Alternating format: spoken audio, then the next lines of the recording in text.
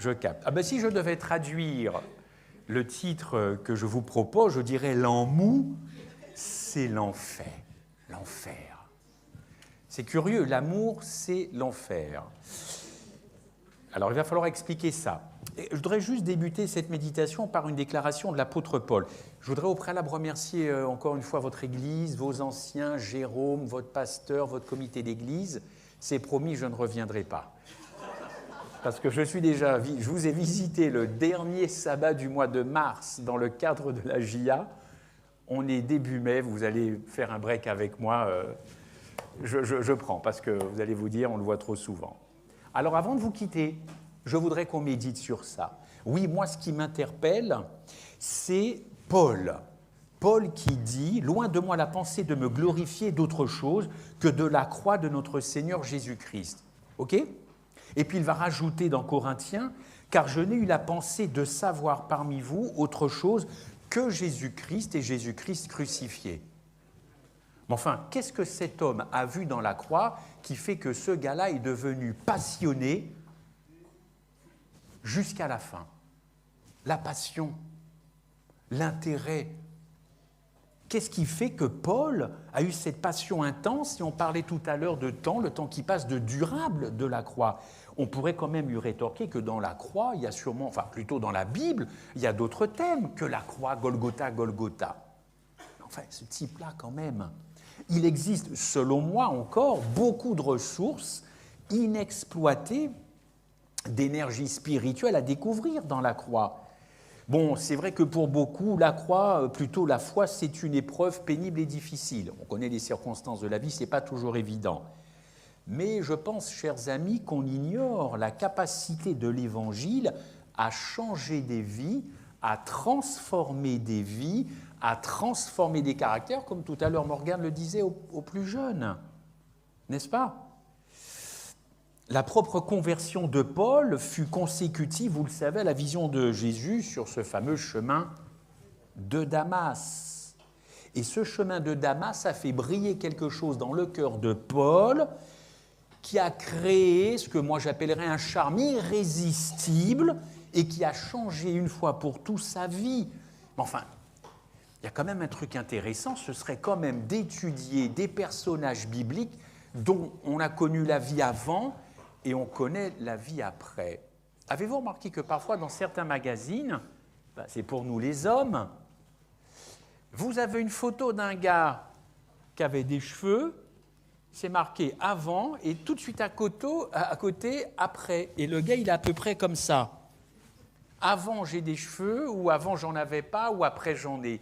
C'est interpellant, c'est anecdotique, mais écoutez, la vie de ses disciples, de ses apôtres, ça vaut quand même le coup, sur Paul en tout cas, de se brancher là-dessus.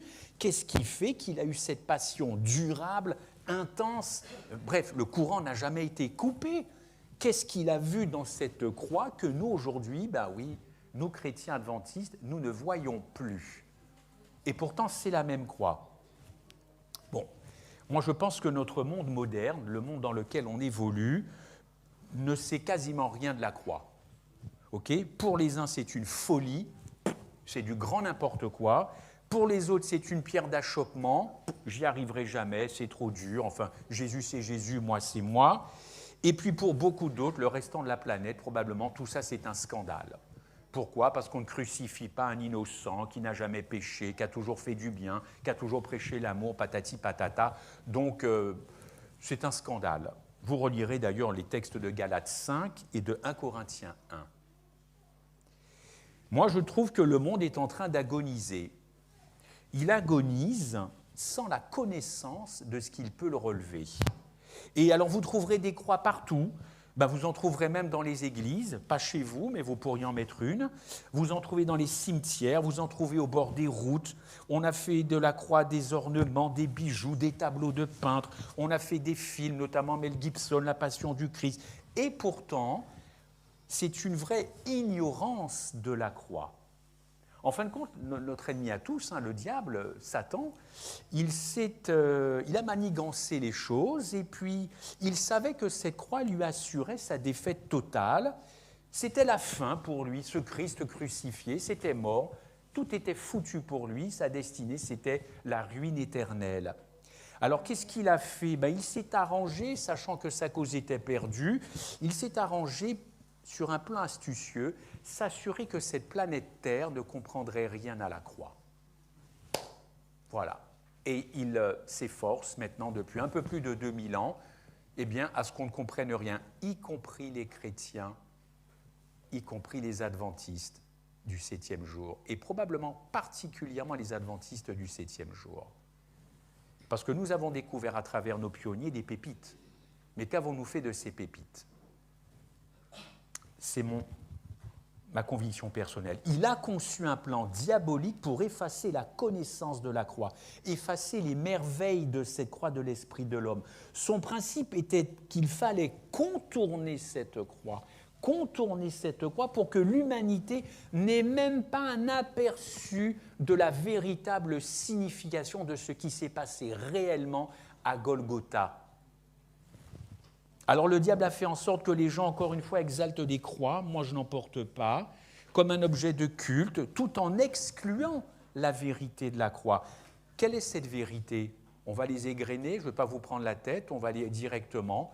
De l'amour, mais moi je ne suis pas évangélique, je ne saute pas au plafond quand je parle de cet amour, de l'amour agapé, c'est-à-dire un amour inconditionnel pour toi.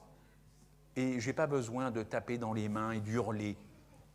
De l'amour inconditionnel pour toi, pour chaque personne ici, mais aussi le paiement de ta condition pécheresse. Parce qu'il y a des gens qui ne voient dans la croix que de l'amour. D'ailleurs, ils vous disent, oh là là, le Christ, c'est que de l'amour. C'est que de l'amour, c'est que de l'amour, alléluia, Maranatha. Voilà, c'est pour ça, c'est Maranatha, alléluia. Ils oublient de préciser que le Christ est mort pour leurs péchés. Et puis alors, vous avez aussi d'autres personnes qui ne voient que le rachat des péchés, mais qui ne voient pas l'acte d'amour qui va avec. En fin de compte, nous déséquilibrons l'Évangile en permanence H24. On passe notre temps à déséquilibrer quelque chose que Dieu a parfaitement équilibré dans sa parole. Alors encore une fois, c'est vrai, le diable ne s'oppose pas à ce que les gens portent des croix, ou même prêchent la croix d'ailleurs. D'ailleurs, je me suis dit, sans rentrer dans un dialogue avec le diable hier soir, je vais prêcher la croix, tu le sais. Je ne sais pas ce que tu en penseras, mais je ne me dirigerai pas vers toi, ni mes pensées vers toi.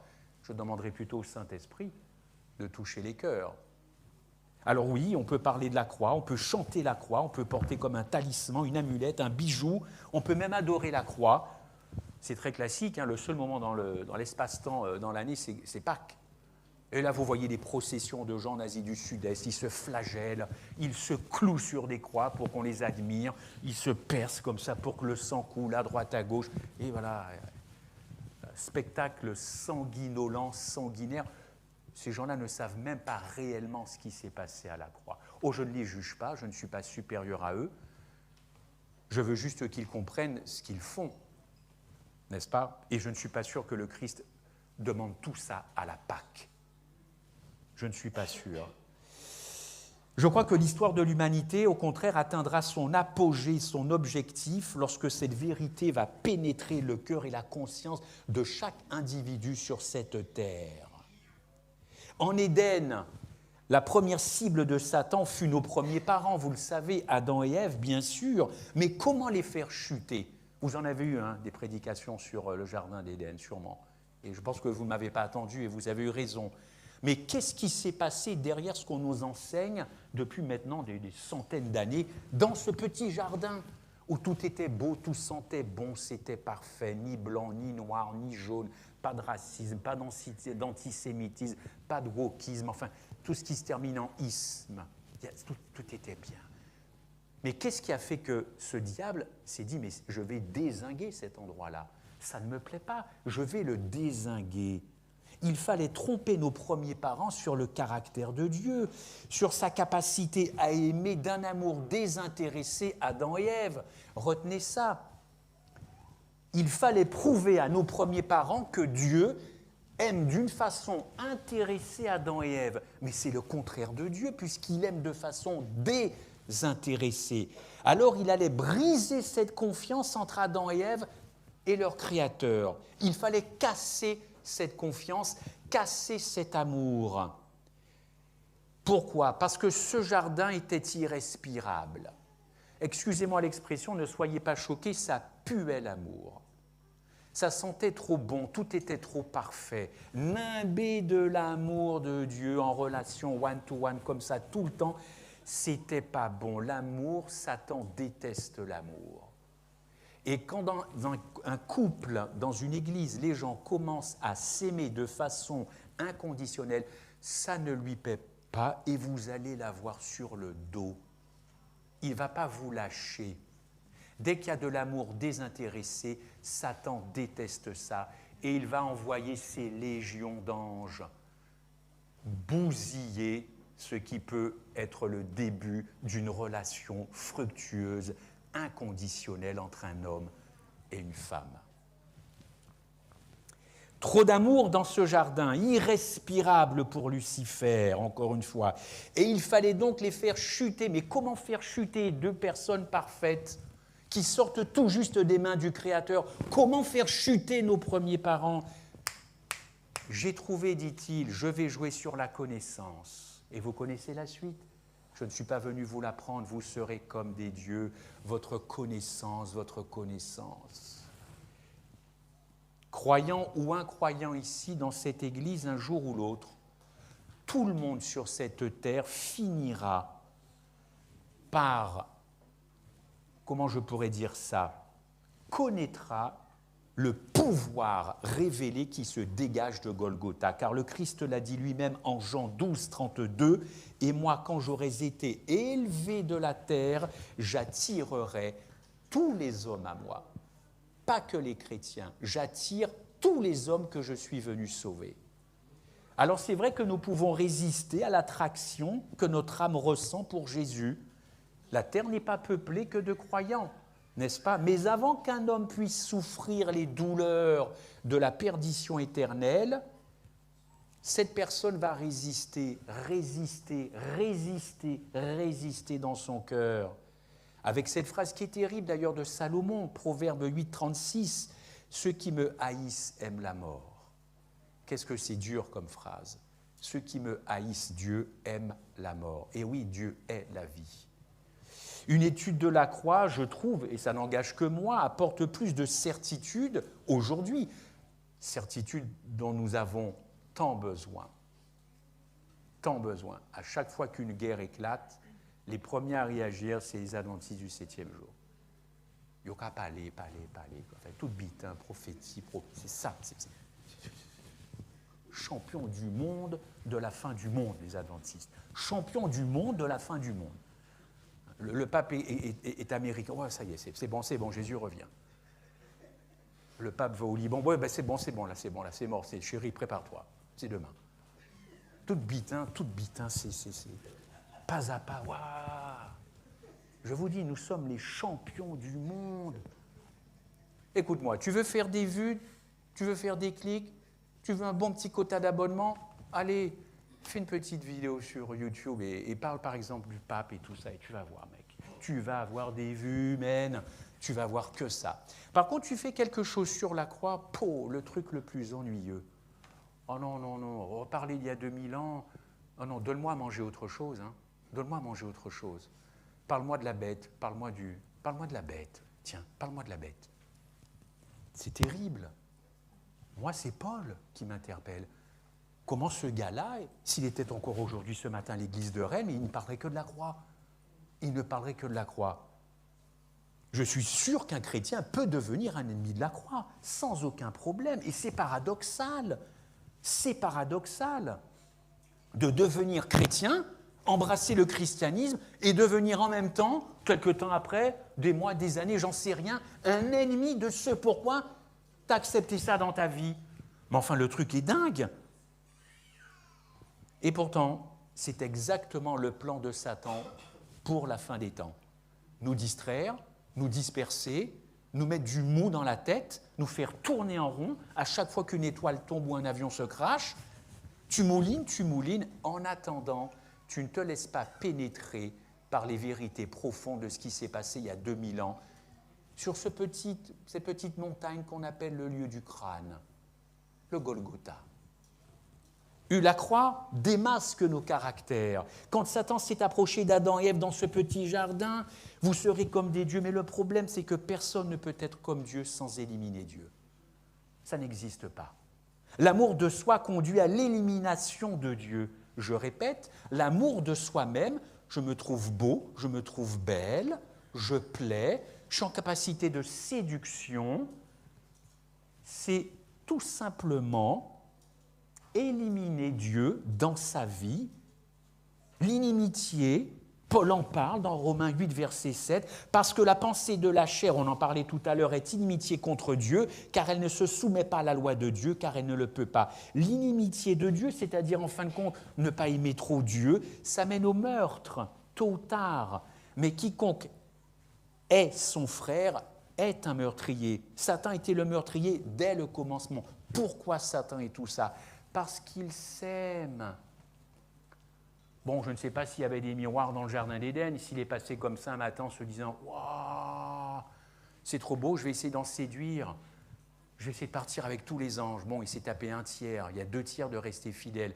Mais quand on commence à s'aimer, on se trouve pas mal. On se trouve pas mal. Et c'est petit à petit qu'on dégage Dieu de sa vie. Le plan de Satan a fonctionné dans 5 fois. Vous connaissez le texte d'Ésaïe 14. Écoutez, on n'a pas fait tous des études de français, on n'est pas tous des philosophes, mais c'est un texte qui est facile à lire. Combien de fois il y a la première personne du singulier? Je.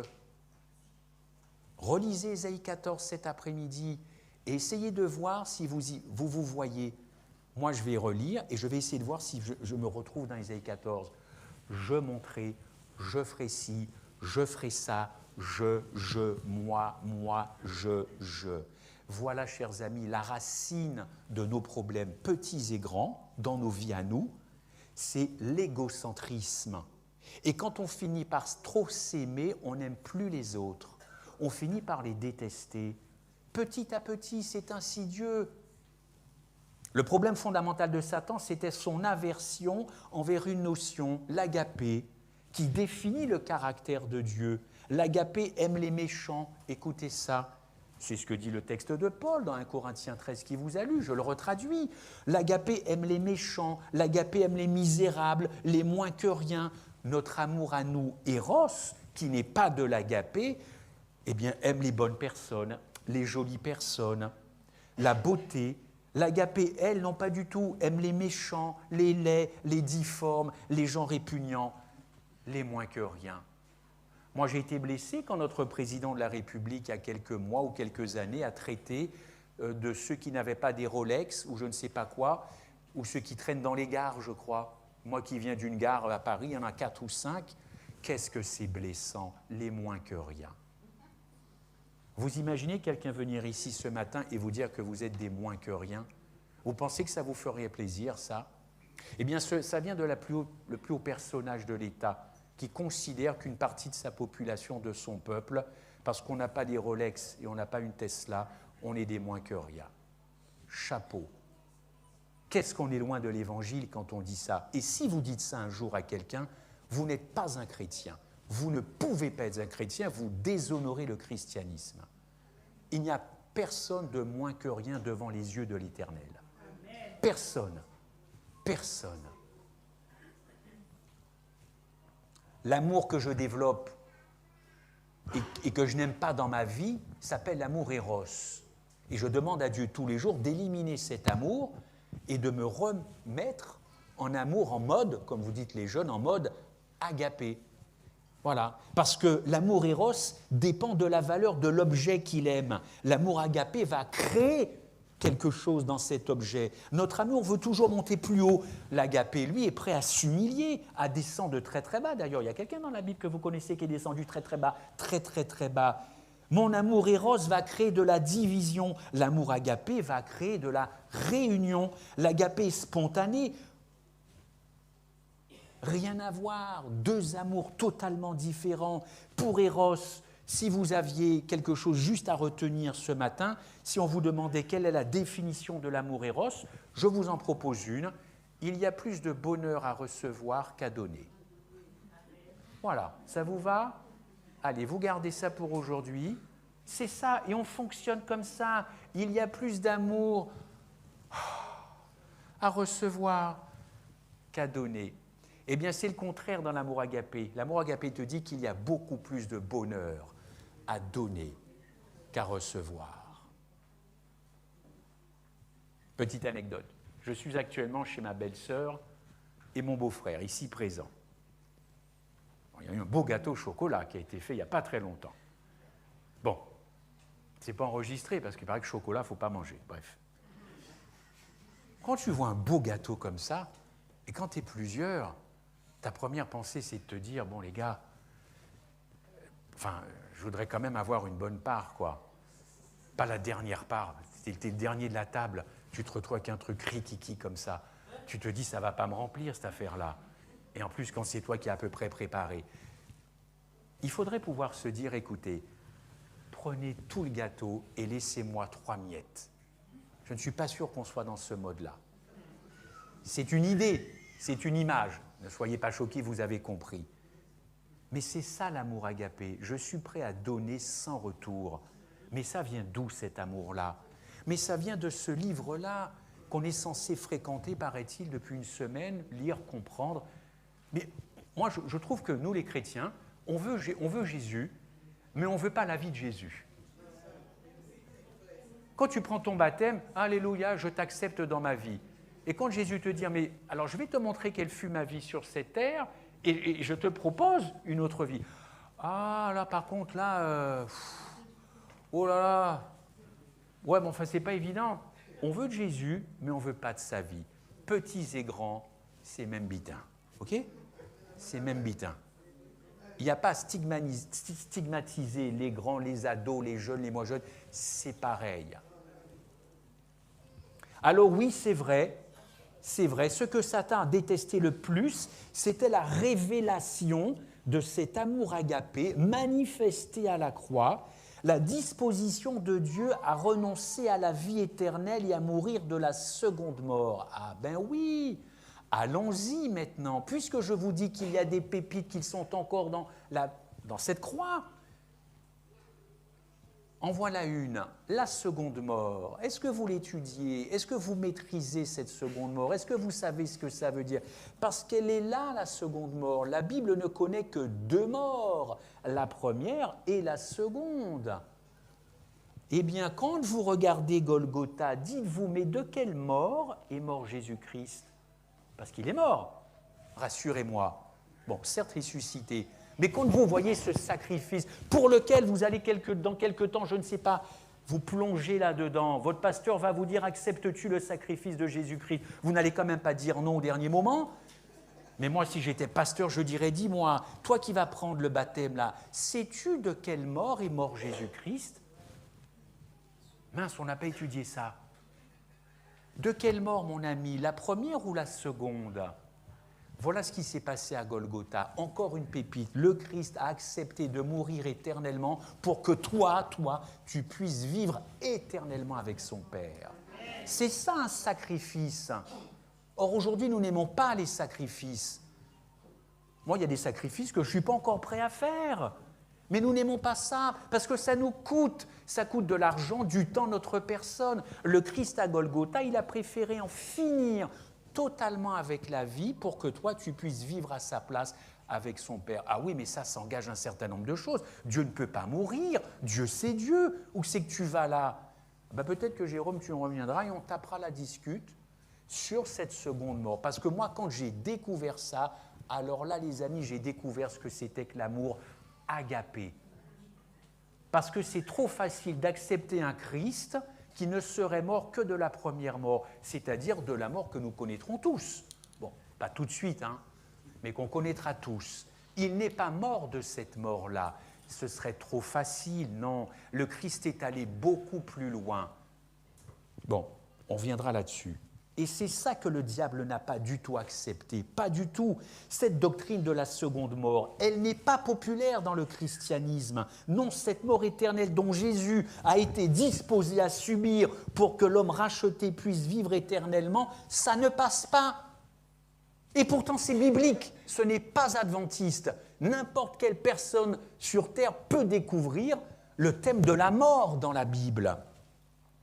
Avec force et impénitence, Satan rejette irrévocablement et intelligemment l'idée du renoncement et du sacrifice de soi. Il a institué un nouveau mode de vie, l'amour de moi. Ouais, je m'aime. Je m'aime. Si je pouvais me faire des câlins, m'embrasser, je m'aime.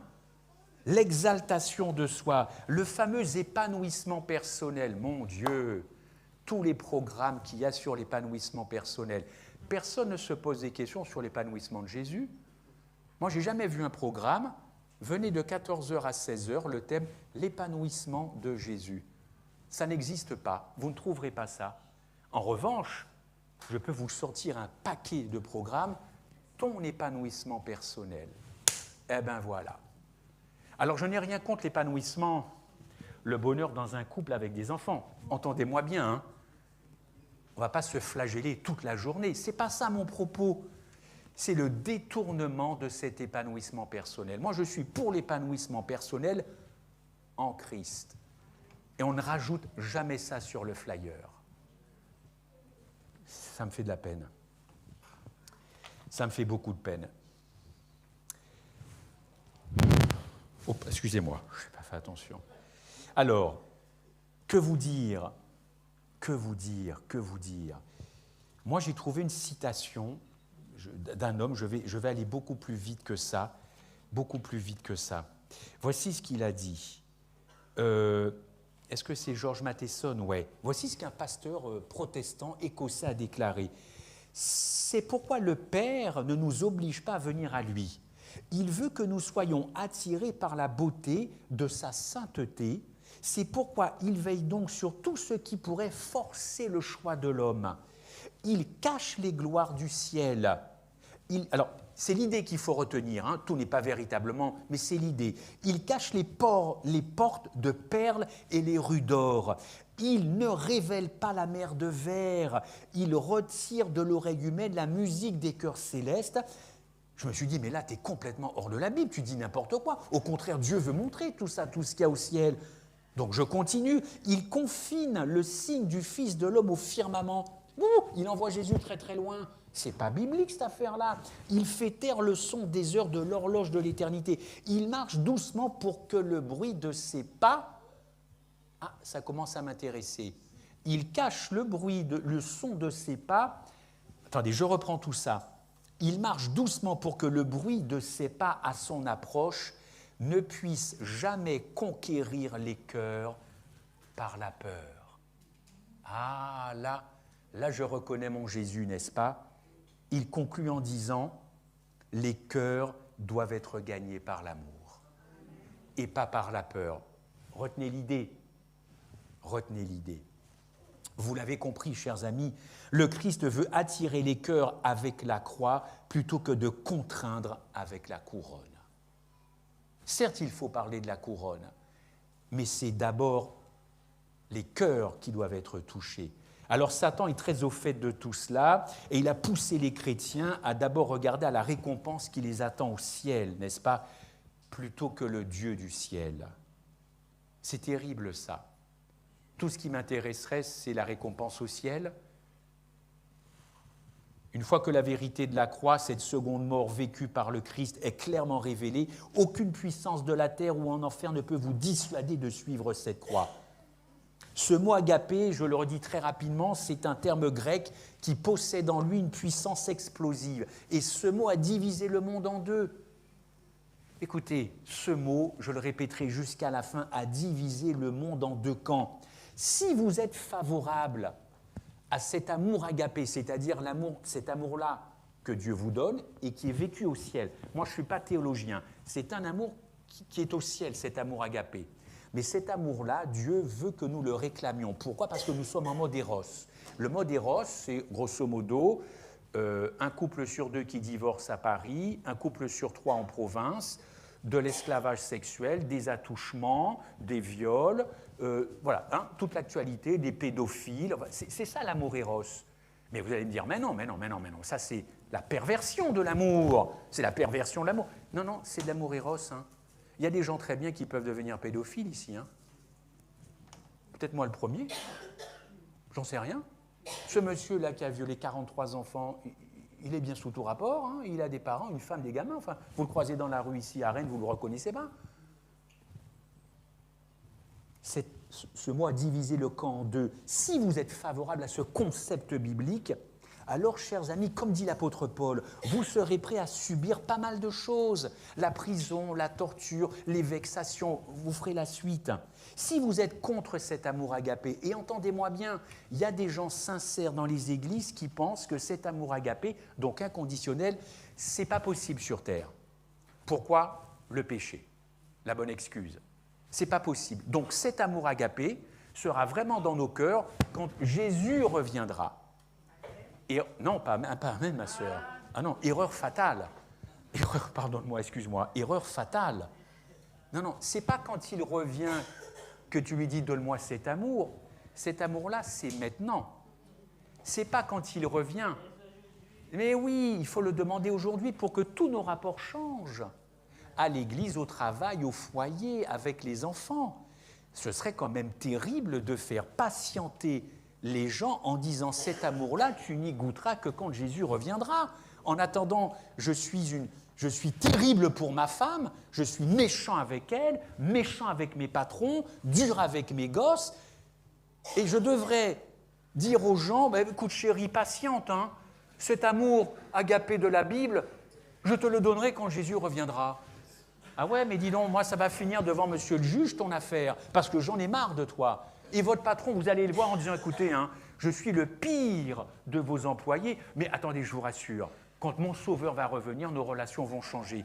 Ça ne tient pas la route, cette affaire-là.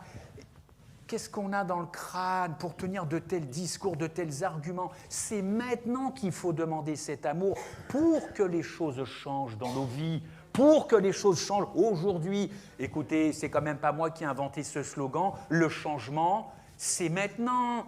C'est un ancien président qui a dit ça. Et pourquoi on ne pourrait pas appliquer ça à la Bible? Le changement, c'est maintenant, pas quand il revient.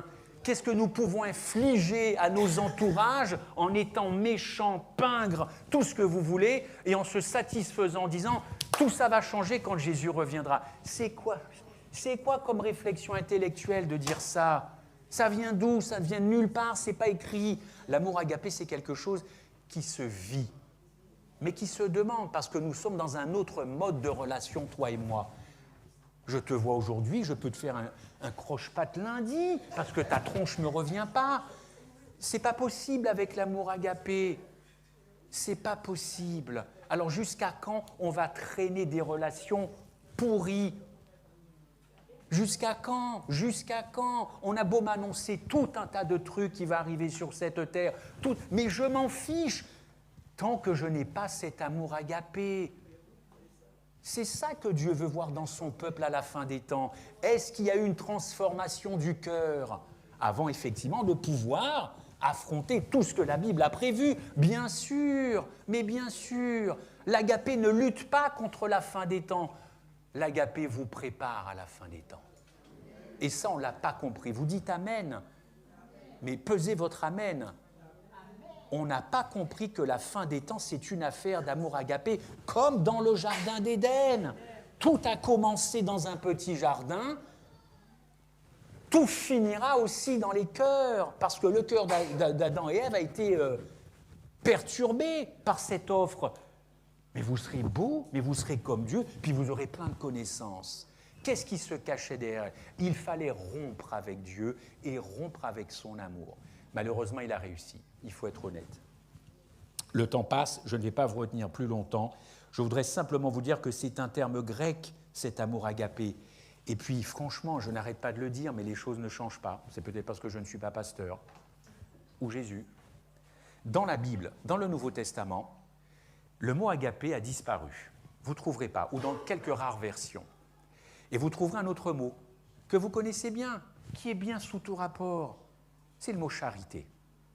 Sauf que charité, il y a un homme, un catholique romain, Saint Augustin d'Hippone. Si vous suivez l'actualité, vous savez que le pape Léon XIV est allé en Algérie sur les traces de Saint Augustin. Et saint Augustin, quand il a vu le mot agapé, il ne supportait pas le mot agapé. Il s'est dit non, l'amour éros, c'est bien. D'ailleurs, c'est Platon. Écoutez, un peu d'histoire rapidos là.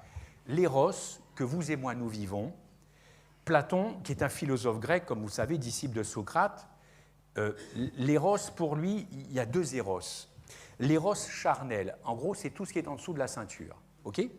Et quand on est un philosophe, on ne s'intéresse pas à tout ce qui est en dessous de la ceinture. On s'intéresse à tout ce qui est au-dessus de la ceinture.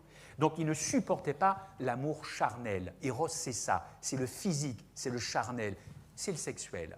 Et en tant que philosophe, il s'est dit, voilà, moi, il faut créer un amour, un éros céleste. C'est-à-dire, l'âme de l'homme s'élève à Dieu. Donc, il y a deux éros pour lui. L'éros charnel, on oublie, pas bon. Et l'éros céleste. Et le monde a fonctionné comme ça, sous le mode éros. Pourquoi ? Parce que l'éros céleste, c'est bien. C'est l'amour que l'on retrouve, par exemple, pour un foyer. Alors, il y avait storgé philéo, pour ceux qui connaissent un petit peu tout ça. Storgé philéo, tout ça, c'est dans l'amour éros céleste. C'est l'amour d'un papa, d'une maman, avec les enfants. C'est l'amitié, la fraternité. Donc, tu ne peux pas lutter contre ça. L'éros, c'est la vie. Éros donne la vie. Donc, comment ne pas célébrer l'éros ? Le problème, c'est que éros est pollué par le péché. J'avance dans le temps et j'arrive à saint Augustin qui dit, bon, moi, je vais régler le problème. Il a pris éros, il a pris agapé, parce qu'il sait que dans les textes, tout le Nouveau Testament, à chaque fois qu'il est question de l'amour, c'est l'amour agapé. Or, ça a été traduit par charité. Et pourquoi c'est charité dans vos Bibles ? Parce que saint Augustin d'Hipone s'est dit, bon, je vais prendre l'éros céleste, je suis un ecclésiastique, l'éros céleste, qui vient de la philosophie grecque, je vais prendre agapé et je vais les mélanger. Et qu'est-ce que ça a donné ? Charité, caritas en latin. Et donc, vous voyez par exemple que Dieu est charité. Alors c'est écrit Dieu est amour, mais je rappelle quand même que la première chose que le pape Jean-Paul II a fait, ou je ne sais plus lequel, ou pas le dernier, l'avant-dernier, c'était de dire Deus es caritas. Dieu est charité. Eh bien voilà, l'affaire était réglée. Quand vous utilisez le mot charité, vous êtes en train de tuer quoi ? L'agapé. Parce que l'agapé, ce n'est pas la charité. Dieu n'est pas charitable. Dieu est amour agapé. Faites attention à ce que vous lisez. Faites attention à ce qui rentre dans votre cerveau. Parce que la charité, c'est bien quelqu'un qui est charitable. On ne peut pas lutter contre ça. Mais Dieu n'est pas charité. Dieu est agapé. Parce qu'à la croix, c'est un amour inconditionnel. Ce n'est pas un acte de charité. Oui, chers amis, bon, pour l'histoire, Platon, tout ça, je reviendrai, mais je voulais quand même vous situer ça, s'il vous plaît. Et puis, pour finir, voici quelque chose qui a définitivement tué l'agapé. C'est cette doctrine de l'immortalité de l'âme que vous connaissez. Étudiez cette doctrine de l'immortalité de l'âme. Qu'est-ce qu'elle dit en deux mots ? La mort n'existe pas. Pourquoi ? Puisque quelque chose, après votre mort, subsiste. Oui ou non ? Non. Quand tu es mort, tu es mort. Mais il y a tout un courant du christianisme qui a embrassé, qui a fait de gros bisous à l'immortalité de l'âme. Et puisque quelque chose après ta mort subsiste et va au ciel ou quelque part, tu n'es pas réellement mort. Eh bien, Satan s'est dit, on va appliquer ça à Jésus. Et vous voyez tout le courant protestant, ils disent oui, amen à l'immortalité de l'âme. Tous nos amis, nos frères chrétiens, amen à l'immortalité de l'âme. Quand tu meurs, ton âme monte au ciel, donc tu n'es pas véritablement mort, puisque quelque chose subsiste encore, quelque part au ciel. Comment... Il n'y avait pas mieux que pour tuer le sacrifice inconditionnel du Christ à la croix. Il n'y avait pas mieux. Alors Satan fait encore quelque chose de plus subtil avec nous. Il s'est dit, mais les adventistes ne croient pas, comment je pourrais dire ça, à la seconde. Alors, ils ne croient pas plutôt à l'immortalité de l'âme. Quand tu es mort, l'Ecclésiaste. Mais je vais essayer de les avoir. Puisqu'ils ne croient pas à l'immortalité de l'âme, je vais faire en sorte qu'ils ne croient pas non plus à la seconde mort. Mais ça revient au même. Si vous pensez que Christ n'a pas goûté la mort éternelle, l'amour pur et dur, vous êtes du camp de ceux qui pensent que l'âme est immortelle. Ça demanderait un développement. C'est un petit peu trop court ce que je dis là. Mais avec lui, il y a toujours une porte de sortie. Quand il n'arrive pas à t'avoir sur une doctrine, il va en créer une autre pour t'avoir. Et c'est pareil. Et c'est un truc de fou. C'est un truc de dingue. OK? Alors, chers amis, à Golgotha, il y avait trop d'amour. Dans le Jardin d'Éden, il y avait trop d'amour. C'est pour ça que j'ai titré « L'amour, c'est l'enfer ». Et aujourd'hui, dans nos vies, est-ce que l'amour, ce ne serait pas parfois l'enfer? Est-ce qu'aujourd'hui, après une déception amoureuse, un divorce, une séparation, que sais-je, un décès, eh bien cet amour-là, on se dit que c'est plus pour soi, c'est plus bon, je vais me méfier de l'autre. Voilà. Et il m'a fait un coup, un deuxième coup, est-ce que je peux lui accorder ma confiance au bout du troisième coup? Il y a des gens qui n'y croient plus à l'amour, et des chrétiens sincères, authentiques, ils n'y croient plus. Vous avez vos raisons, c'est respectable. Mais si vous relisez 1 Corinthiens 13 jusqu'à la fin de votre vie, vous finirez par changer d'avis. Parce que ça, c'est le texte d'amour le plus puissant dans la Bible, hormis le sacrifice de Jésus-Christ. Quand on lit ça, d'ailleurs, plus personne ne prêche sur 1 Corinthiens 13. Vous l'avez remarqué? Alors moi, modestement, je continue, mais je m'expose. Quand un prédicateur vient parler d'amour agapé, la première chose que moi je ferais, c'est d'aller trouver ma femme, à la fin du culte. Ce que votre mari a prêché, vous le vivez avec lui? Bon, vous ne le ferez pas. Vous ne le ferez pas. Mais je le répète, la meilleure preuve de ce que je dis, allez voir ma femme. Mais oui, je vis avec elle H24. C'est quand même à elle de savoir comment je vis cette affaire-là. Eh bien, tous les jours, moi, je demande de l'amour agapé. Agapé, parce qu'Eros, c'est pas bon. Eros peut la faire pleurer. Eros peut... bon, elle ne pleure pas, ma femme.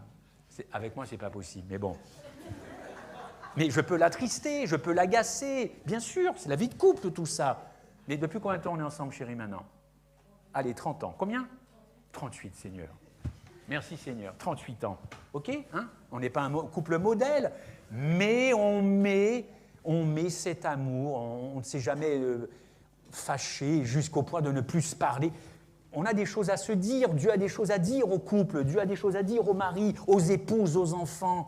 De pratiquer cet amour biblique et de ne pas attendre qu'il revienne, bon sang de bonsoir, je ne sais pas comment on dit ça. Et pourtant, on continue de vouloir vivre l'amour éros parce que c'est un amour qui nous arrange. C'est un amour égoïste qui ne cherche que son intérêt. Et puis quand l'autre ne t'apporte plus rien, tu la dégages. Elle est moche, elle est devenue moche, elle a les seins qui tombent, elle est vieille, elle sent mauvais, tu la dégages. Et tu vas chercher ailleurs. C'est ça l'amour biblique? Non mais je suis époustouflé par le siècle dans lequel je vis, moi.